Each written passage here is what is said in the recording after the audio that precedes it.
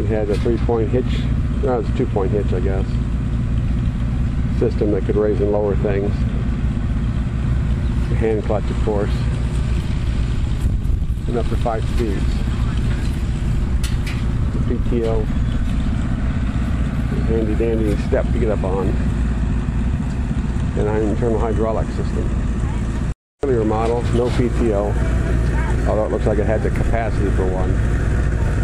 No hydraulic systems on the tractor. No step, no 3-point hitch, but 2-point hitch.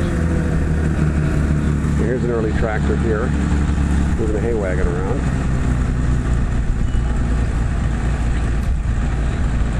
That's the farmer who couldn't afford a modern tractor.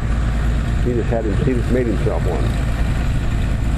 This is an early Model G John Deere, 1938. So this, see, look at the tractor, the John Deere orchard tractor. This was used in orchards. This way, branches and things didn't get caught on the tractor. Just roll up over top of it. They're short, they're narrow, and they're very smooth. Very cramped command center here. And this is a Case orchard tractor. Again, very narrow wheelbase. The sheet metal all up around it. Keep things from getting caught on the exposed mechanics of the tractor. It's basically a regular tractor, just with narrow track and the added sheet metal. They were called orchard models.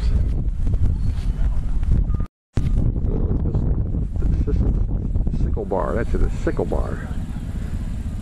This could be hauled behind a horse or a tractor because it was powered by its movement. The wheels turning powered the bar, and you rode there in the danger zone.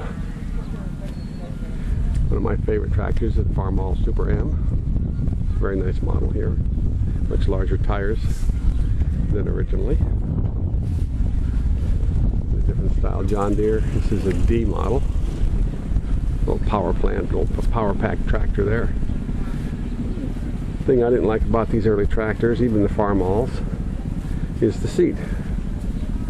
Now, especially on this John Deere, look how far behind the wheels you're sitting on that seat. You're out in the middle of nowhere. Very easy to fall off the back and there's nothing to support you. Case, same thing. Same with the Farmall. You know, they think they'd put a backrest on them. I mean, you're working in the field, you know, 18 hours a day, you think a backrest wouldn't be too much to ask for. This is an old Silver King. Again, with the seat, they must have had a kind of deal with seat manufacturers. They could only hang them off the back. And here's an M. The little sister of the John Deere, the Farmall M is the H. Very nice looking little tractor. So there's another M. There's something you don't see a lot of. Minneapolis Molines. Now, they were not big around here in Ohio. They're big out west. I would guess in around Minneapolis. Very odd looking tractor. But the seat's up in front of the wheels and there's a backrest on it, so somebody was on the ball. Here's a McCormick Deering. This is when John Deere and McCormick, I think, were working together. The small utility tractor. Henry Ford's contribution to farming. These were very popular tractors back in the day. They're very utilitarian, not very much horsepower, and lightweight, but they were nice tractors to have around the farm. Here's another one there, a little bit better condition. Again, your seat's up inside the wheels. You could use the backrest, but at least it's up inside the wheels. John Deere's upgraded versions of 56 tractors. This is a 70. See, you got backrest on the seats now. You're up over top of the wheels. It's a little easier to keep from falling off of them.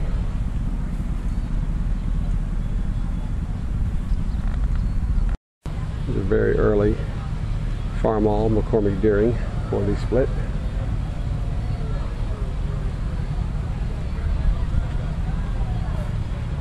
Massey Harrison. That was never a popular tractor in these parts.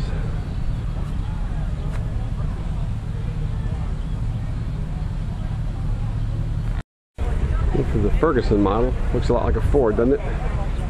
Well, apparently, I don't know the whole story, but Henry Ford worked a deal with Ferguson about building tractors together.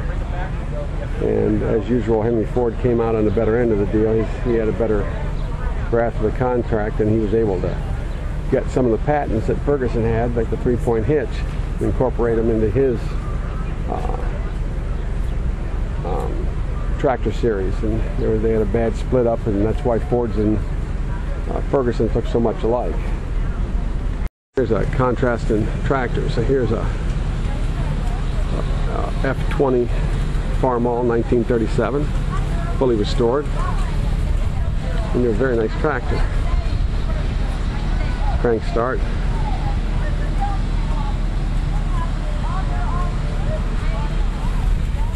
Upholstered seat. Right next door, ugly sister. And it's the same tractor, but unrestored.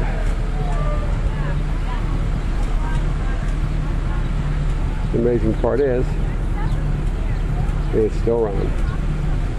And probably it hasn't had a bit of work done on it except for changing the oil since it was left the factory. Here you can see the similarity between the Ford and the Ferguson. And the thing that made the Ford tractor so versatile and something that everybody wanted back in the day, the three-point hitch. Give you versatility on hauling farm implements. You can put anything on the back of this. Here's another Oliver.